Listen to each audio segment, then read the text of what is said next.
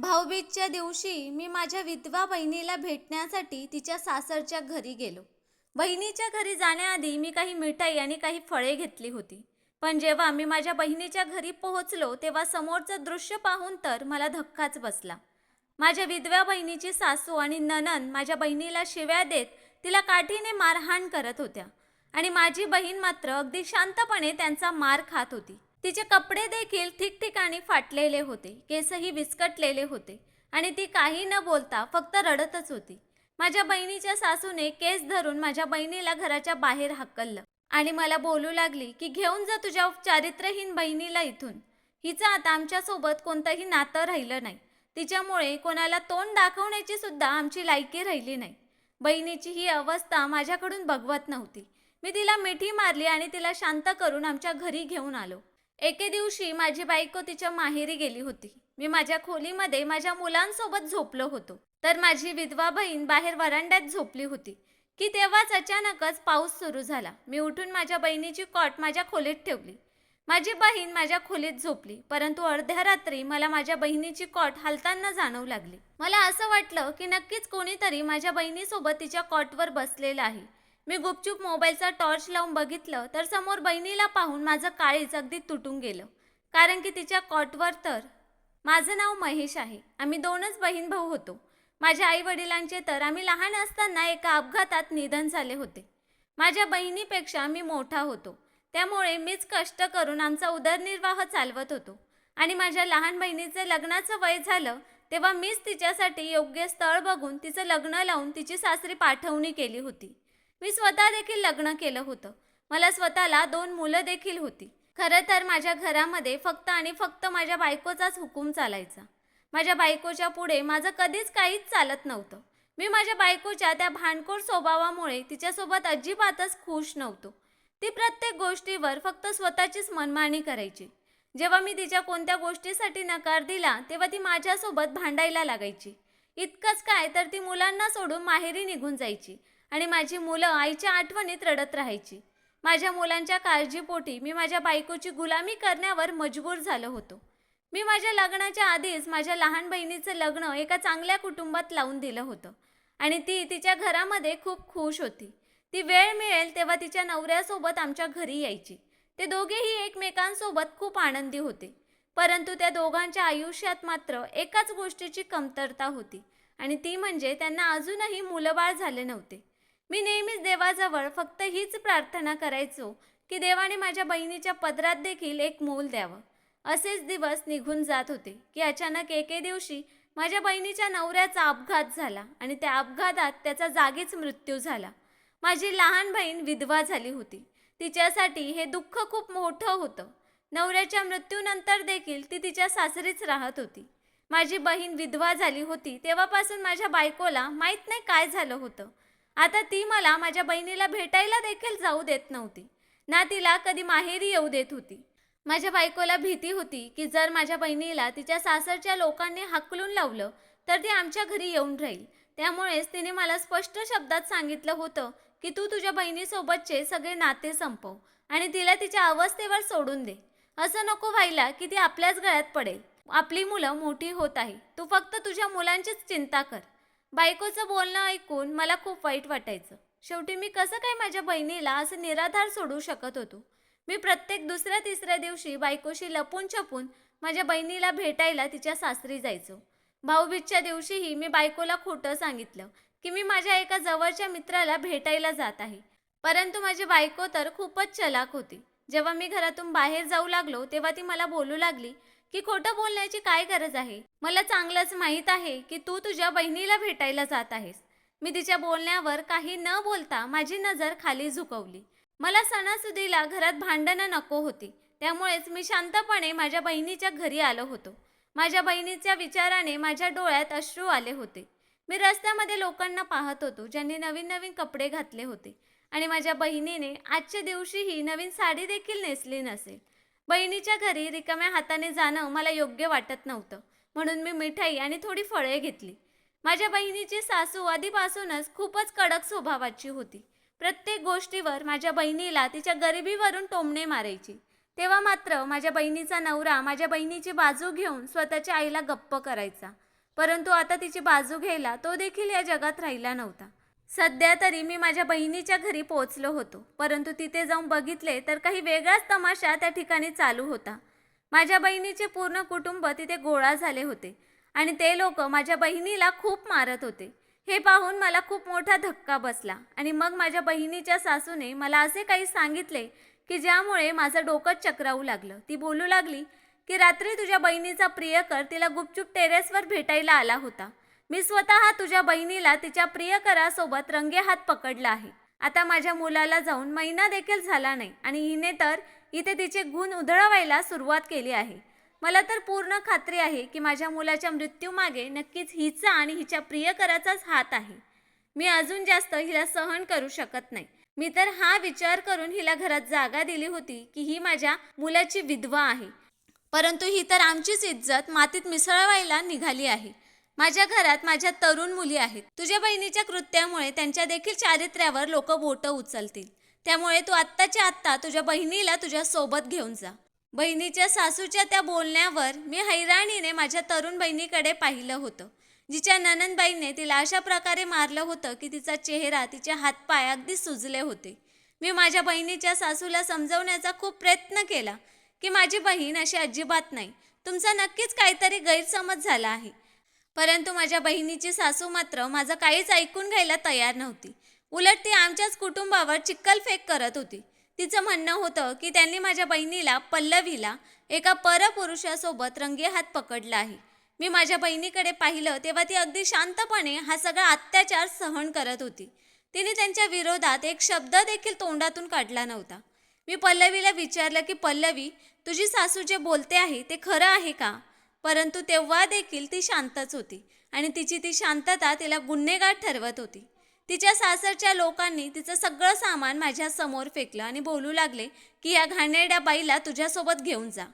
त्यावेळेला माझ्याजवळ माझ्या बहिणीला सोबत घेण्याशिवाय दुसरा कोणताच पर्याय नव्हता. म्हणून मी माझ्या बहिणीचा हात पकडला आणि तिला माझ्या घरी घेऊन आलो. जेव्हा माझ्या बायकोने माझ्यासोबत माझ्या विधवा बहिणीला पाहिलं तेव्हा तिने खूपच गोंधळ घातला. ती बोलू लागली की आधीच हिने स्वतःच्या नवऱ्याला खाल्लं आहे आणि आता तुम्ही हिला आपल्या घरी घेऊन आला आहात. हिच्या सासरचे लोक तर हिला ठेवू इच्छित नसतील, कारण की त्यांना त्यांच्या मुलाच्या संपत्तीचा हिस्सा हिला द्यावा लागला असता. तुम्हाला हिला तिथे सोडायला पाहिजे होतं. आता मी माझ्या बायकोला काय सांगणार होतो की माझ्या बहिणीच्या सासूने तिच्यावर काय आरोप लावले आहेत. मी माझ्या बायकोला सांगितलं की काही महिने ही इथेच राहील आणि मग त्यानंतर मी हिच्या दुसऱ्या लग्नाची तजवीज करेन. ही गोष्ट माझ्या बायकोला सहन तर झाली नव्हती, परंतु मजबुरीने ती शांत बसली. आमच्या घरामध्ये 2च खोल्या होत्या आणि एक व्हरांडा होता. जेव्हा पल्लवी घरात आली तेव्हा तिच्यासाठी कोणतीच खोली रिकामी नव्हती. मी माझ्या बायकोला सांगितलं की हिला मुलांसोबतच ॲडजस्ट कर, परंतु माझ्या मुलांनी मात्र माझ्या बहिणीला त्यांच्या खोलीत ठेवण्यास स्पष्टपणे नकार दिला. त्यामुळे माझी बायको बोलू लागली की पल्लवीसाठी मी व्हरांड्यामध्येच तिचं अंथरूण टाकते. तिला तिथे झोपायला काही त्रास होणार नाही, तुम्ही काळजी करू नका. माझ्या बायकोची ही गोष्ट मला अजिबातच आवडली नाही, परंतु माझ्या बायकोपुढे मी मजबूर होतो आणि पल्लवी देखील शांत होती. मला आत्तापर्यंत समजलं नव्हतं की जो आरोप पल्लवीच्या सासूने तिच्यावर लावला होता त्याच्या विरुद्ध पल्लवीने आवाज का उठवला नाही. काय पल्लवीची सासू खरं बोलत होती का? हे सगळे प्रश्न माझ्या मनात निर्माण होत होते, परंतु मी हे सर्व माझ्या बायकोला सांगू शकत नव्हतो, कारण याबद्दल जर तिला समजलं असतं तर तिने पल्लवीला घरातून बाहेर हाकलून लावलं असतं. पल्लवीला येऊन 1 दिवसच झाला होता की माझ्या बायकोने घराची सगळी जबाबदारी तिच्या अंगावर टाकली आणि स्वतः मात्र अगदी बेफिकीर झाली होती. पल्लवी देखील कोणतीही तक्रार न करता शांतपणे घरातलं सगळं काम करू लागली, कारण की तिला देखील माझ्या बायकोच्या स्वभावाबद्दल चांगलंच माहीत होतं. हे सर्व मला अजिबातच सहन होत नव्हतं, परंतु माझ्यात देखील माझ्या बायकोविरुद्ध एक शब्द बोलायची हिंमत नव्हती. त्यामुळेच मी माझ्या बहिणीला कामवाली झाल्याचं पाहत होतो. एके दिवशी मी कामावरून परत आलो तेव्हा माझी बायको खूप काहीतरी विचित्र बोलू लागली की मला पल्लवीची लक्षणं काही ठीक दिसत नाही. मला तर असं वाटतंय जणू काही नवऱ्याच्या मृत्यूनंतर ती अगदी मोकळी झाली आहे. स्वतःच्या बायकोच्या तोंडून हे बोलणं ऐकून मी रागाने तिला पाहत बोलू लागलो की काय बोलतेस तू हे सगळं? शुद्धीवर तर आहेस ना? अगं ती माझी लहान बहीण आहे. इतक्या कमी वयात तिच्यावर इतकं मोठं संकट कोसळलं आहे. एक स्त्री म्हणून तिचं दुःख समजून घेण्याऐवजी तू तिच्याबद्दल हे सर्व कसं काय बोलू शकतेस? यावर माझ्या बायकोने तोंड वाकडं केलं आणि बोलू लागली की तेच सगळं बोलते जे मी माझ्या डोळ्यांनी पाहिलं आहे. जर माझ्या बोलण्यावर विश्वास ठेवायचा नसेल तर नका ठेवू. लवकरच तुम्हाला खरं काय आहे ते समजेल. तेव्हा मात्र डोक्याला हात लावून बसा. मी रागानेच विचारलं, तुला काय बोलायचं काय आहे? ती बोलू लागली की तुमची बहीण कोणाला तरी लपून छपून भेटते. याच्या आधी की बदनामीचा डाग आपल्या कपाळावर बसेल, लवकरच एखादं स्थळ पाहून हिला इथून चालतं करा. बायकोच्या त्या बोलण्यावर मला पल्लवीच्या सासूचं बोलणं आठवू लागलं. कारण की ती सुद्धा माझ्या बहिणीबद्दल हेच सर्व काही बोलली होती. काही वेळासाठी मी एकदम शांत झालो आणि मग माझ्या बायकोला बोलू लागलो की भाऊजींच्या मृत्यूला अजून वर्ष देखील पूर्ण झाला नाही, म्हणून इतक्या लवकर मी तिच्या लग्नाबद्दल विचार देखील करू शकत नाही. यावर माझी बायको कुटील हास्य करत म्हणाली की तुम्ही बसून 1 वर्ष पूर्ण होण्याची वाट बघा आणि तुमची बहीण तुमच्या तोंडाला काळं फासून निघून जाईल. खूपच कडू शब्दात हे सगळं बोलून माझी बायको खोलीत निघून गेली होती आणि मी विचारात पडलो की खरंच माझ्या बहिणीचं चारित्र्य चांगलं नव्हतं का? खरंच तिचं कोणासोबत तरी प्रेम प्रकरण चालू होतं का? हे कसं शक्य होतं की तिची सासू आणि माझी बायको दोघेही एकसारखंच बोलत होत्या? उलट मी तर माझ्या बायकोला अद्यापही हे सांगितलं नव्हतं की मी पल्लवीला तिच्या सासरहून का घेऊन आलो आहे. मी विचार केला होता की मी एकांतात पल्लवीसोबत याबद्दल चर्चा करेन आणि विचारेन की हे सर्व काय आहे. आणि एक दिवस मला ती संधीही मिळाली, जेव्हा माझी बायको बाजारात गेली होती. मुलंही शाळेत गेली होती. घरामध्ये मी आणि पल्लवी दोघंच होतो. पल्लवी माझ्यासाठी चहा घेऊन आली. तेव्हा मी तिला माझ्याजवळ बसवलं आणि विचारलं की तू असं काय केलंस की ज्यामुळे तुझ्या सासूने तुझ्यावर इतका मोठा आरोप लावला? माझं बोलणं ऐकून तिने तिची मान खाली घातली आणि एकदम शांत राहिली. मी म्हणालो, पल्लवी, अशा प्रकारे शांत राहून तुझीच बदनामी होईल. तू सांग की शेवटी असं काय झालं होतं? यावर पल्लवीने एक नजर माझ्यावर टाकली आणि तिच्या डोळ्यातून अश्रू वाहू लागले आणि ती उठून निघून गेली. तिची शांतता मला खूपच सतावत होती. जर तिने अगदी मोकळेपणाने मला सगळं खरं सांगितलं असतं तर मी माझ्या बायकोचा मुकाबला देखील करू शकलो असतो. परंतु तिची शांतता तिलाच दोषी ठरवत होती. मग असेच दिवस निघून जात होते. एके रात्री मी माझ्या खोलीतून बाहेर निघालो तेव्हा मी पाहिलं की पल्लवी व्हरांड्यात तिच्या अंथरुणावर नव्हती. मी इकडे तिकडे पाहिलं परंतु ती मला कुठेच दिसली नाही. आणि मग थोड्या वेळानंतर ती टेरेसवरून जिना उतरत खाली येत होती. मी हैराणीने तिला विचारलं की तू इतक्या रात्री टेरेसवर काय करायला गेली होतीस? मला पाहून पहिले तर ती खूप घाबरली आणि मग बोलू लागली की बस असंच मला जरा गुदमरल्यासारखं होत होतं, त्यामुळेच टेरेसवर गेले होते. तिचं ते बोलणं मला अजिबातच पटलं नाही. ती तर तसंही अगदी मोकळ्या वरांड्यात झोपत होती. मग तिला टेरेसवर जाण्याची काय गरज होती? मला वाटलं होतं की माझी बायको आणि पल्लवीची सासू जे काही बोलत होत्या ते अगदीच योग्य बोलत होत्या. परंतु पुराव्याशिवाय मी माझ्या बहिणीला याविषयी काही बोलू शकत नव्हतो. काही दिवस असेच निघून गेले आणि मग एके दिवशी माझ्या सासूची तब्येत खूपच खराब झाली. तेव्हा माझी बायको तिच्या माहेरी गेली. परंतु मुलांची परीक्षा होती त्यामुळे ती मुलांना घरीच ठेवून गेली. कारण आता घरात मुलांना सांभाळण्यासाठी पल्लवी होतीच. त्या दिवशी वातावरण काहीसं पावसाचं झालं होतं. त्यामुळे बायको तिच्या माहेरी गेल्यानंतर मी पल्लवीला म्हणालो की असं वाटतंय अर्धरात्री पाऊस सुरू होईल. त्यामुळे पाऊस येण्याच्या आधीच मी तुझं अंथरूण माझ्या खोलीत लावतो. तू अगदी आरामात माझ्या खोलीत झोप. माझ्या बोलण्यावर ती तयार झाली आणि मग मी पल्लवीची कॉट माझ्याच खोलीमध्ये आणली. अर्ध्या मला असं जाणवू लागलं जणू काय पल्लवी जागी आहे आणि तिची कॉट हलत आहे. खोलीमध्ये खूप अंधार होता. त्यामुळेच मी हा विचार करून शांतपणे झोपून राहिलो की कदाचित तिला देखील माझ्याप्रमाणे झोप येत नसेल. काही वेळ तिच्या कॉटवर हालचाल होत असल्याची जाणवत होती आणि मग शांतता पसरली. तेव्हा मला देखील झोप लागली. दुसऱ्या सकाळी सगळं काही नेहमीप्रमाणे चालू होतं. परंतु पल्लवीचे डोळे थोडेसे सुजलेले होते. मला वाटलं कदाचित जागरण झाल्यामुळे असं काही झालं होतं. त्यामुळे मी तिला काहीच विचारलं नाही.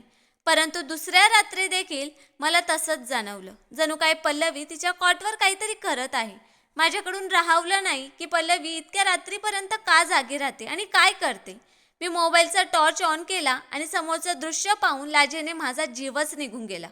रात्रीच्या अंधारात माझी बहीण स्वतःच्या कॉटवर बसून एक सुकी भाकरी तोडून तोडून खात होती.